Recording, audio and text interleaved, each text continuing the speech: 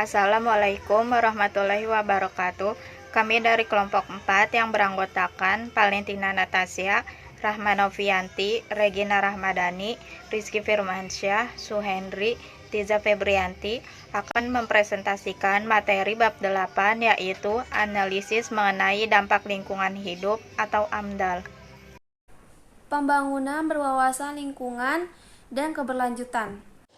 Pembangunan berwawasan lingkungan adalah suatu upaya untuk melestarikan lingkungan dengan diadakannya suatu pembangunan yang didasari oleh sumber daya alam dan berada pada tempat yang indah dan sejuk jauh dari berbagai macam polusi guna untuk menjaga kelestarian alam dan membantu peningkatan sumber daya alam yang hampir rusak.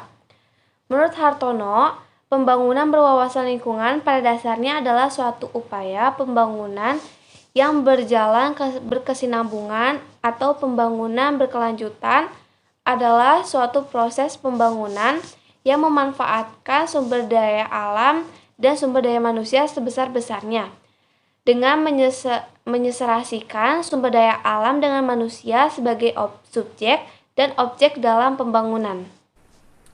Dampak pembangunan. Masalah dalam pembangunan berwawasan lingkungan itu sudah tidak lazim lagi. Kebanyakan masyarakat lebih merusak lingkungan daripada menjaga lingkungan. Maka dari itu, di sini kami mengembangkan berbagai masalah dalam pembangunan berwawasan lingkungan menurut berbagai ahli yang mengetahui mengenai lingkungan. Menurut Pongtuluran Yonatan, sekitar tahun 1950-an masalah-masalah lingkungan hidup hanya mendapat perhatian dari kalangan ilmuwan. Kemudian dalam perkembangan sejak dilaksanakan konferensi Stockholm 1972, masalah-masalah lingkungan mendapat perhatian secara luas dari berbagai bangsa. Sejak itu pula berbagai himbauan dilontarkan oleh para pakar dari berbagai disiplin ilmu tentang adanya bahaya yang mengancam kehidupan yang disebabkan oleh pencemaran dan perusakan lingkungan hidup. Masalah lingkungan timbul pada dasarnya karena 1. Dinamika penduduk, 2. Pemanfaatan dan pengelolaan sumber daya alam kurang bijaksana, 3. Kurang terkendalinya pemanfaatan akan ilmu pengetahuan dan teknologi maju, 4. Dampak negatif yang sering timbul dari kemajuan ekonomi yang seharusnya positif, 5. Benturan tata ruang. Masalah-masalah tersebut adalah sebagai berikut. 1. Perspektif kependudukan, pembangunan ekonomi, teknologi, dan lingkungan. 2. Pengembangan energi berwawasan lingkungan, termasuk masalah CO2, populasi udara, hujan asam, kayu bakar, dan konversi sumber energi yang bisa diperbarui, dan lain-lain. 3. Pengembangan industri berwawasan lingkungan termasuk di dalamnya masalah pencemaran kimia, pengelolaan limbah, dan daur ulang. 4. Pengembangan pertanian berwawasan lingkungan termasuk erosi lahan, diversifikasi, hilangnya lahan pertanian, dan terdesaknya habitat wildlife. 5. Kehutanan, pertanian, dan lingkungan termasuk hutan tropis dan diversitas biologi. 6. Hubungan ekonomi internasional dan lingkungan, termasuk di sini bantuan ekonomi, kebijakan moneter, kebijakan perdagangan, dan internasional. 3.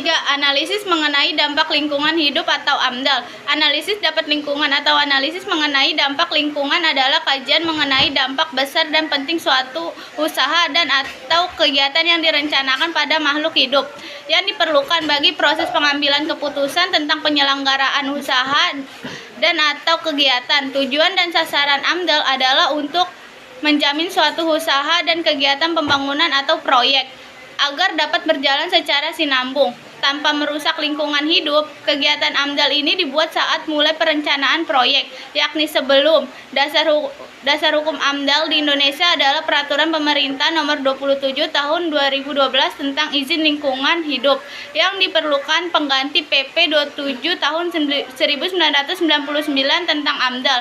AMDAL telah dilaksanakan sejak pada tahun 1982 di Indonesia. Fungsi 1. Membantu proses pengambilan keputusan tentang kelayakan lingkungan hidup dari rencana usaha dan atau kegiatan.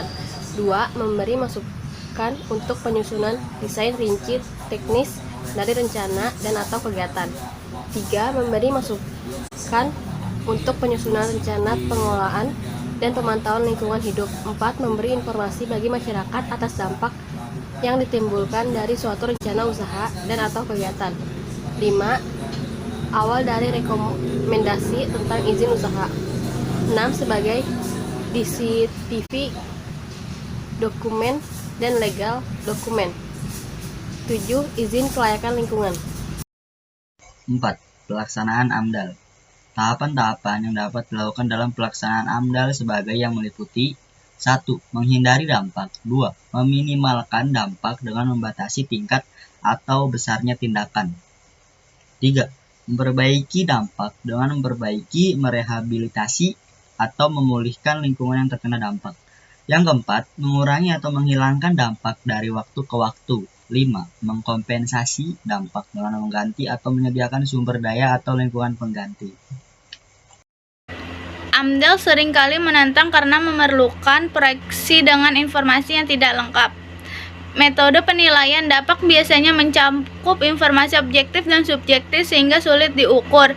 Oleh karena itu, metode ini sering dianggap kompleks dan seringkali konfirmasi. Meskipun menjadi persyaratan bagi banyak proyek pembangunan, fungsi pernyataan dampak lingkungan hanyalah prosedur.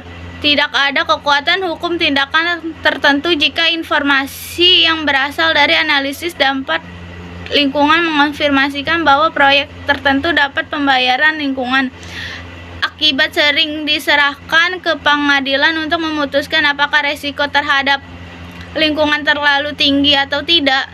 Meskipun AMDAL sering menimbulkan lebih banyak pertanyaan daripada yang dijawabnya karena memeriksa berbagai hubungan antara faktor sosial, ekonomi, teknologi, dan geologis yang terlibat dari proyek pembangunan.